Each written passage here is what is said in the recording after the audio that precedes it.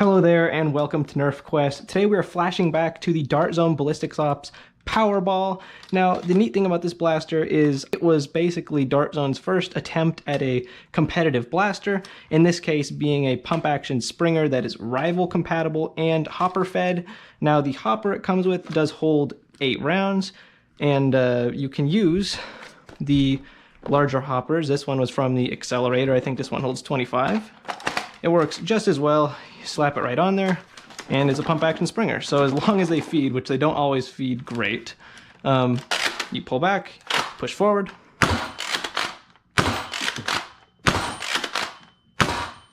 and you get pretty good rival performance.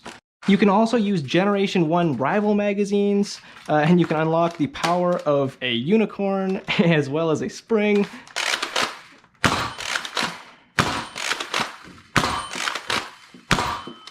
So that feeds just fine. And of course, this releases it simply like that.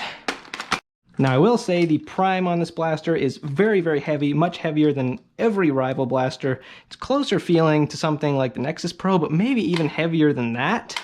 Let's take it outside and see how well it holds up in 2022. Okay, here we're outside. Let's get some data. 84. 89, 88. That's going to be a dry fire. See, it doesn't feed perfect all the time. This is the reprime. Hold it up, pull it back, shake your your rounds into the chamber. Duplicate 88, 92. That's a pretty fair, I think, test right there. Now, this is from 2017, but typically rival hits closer to 100 FPS. So really quick, let's just fire a couple up here.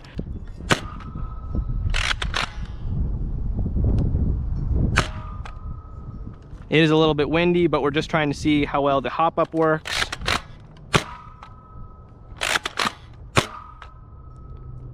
And it seems fairly consistent. And of course, to reload your hopper, you're gonna pop this open, grab some rounds, and go away with it. And there we go. Now we have a couple more to fire. This is not the best rival blaster you can get. It's not on shelves anymore. This is a Nerf Flashbacks episode after all. This blaster is pretty cool and has some really nice history, being really the first competitive Dart Zone blaster.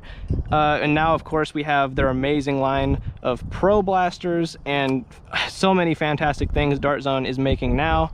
This blaster really got that ball rolling, so it's a really cool part of history.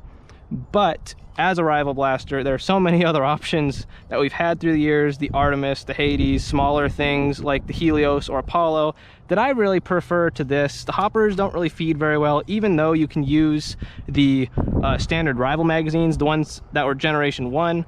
They stick up, and it just doesn't look good. I think if you want it for the history, if you see one in a Goodwill, you know, solid pickup as a collectible, or potentially, you know, it's not a bad blaster for, you know, a game, but if you're actually going to seek this, I don't know if I'd recommend going through all that trouble when you could grab an Apollo for less money, most likely.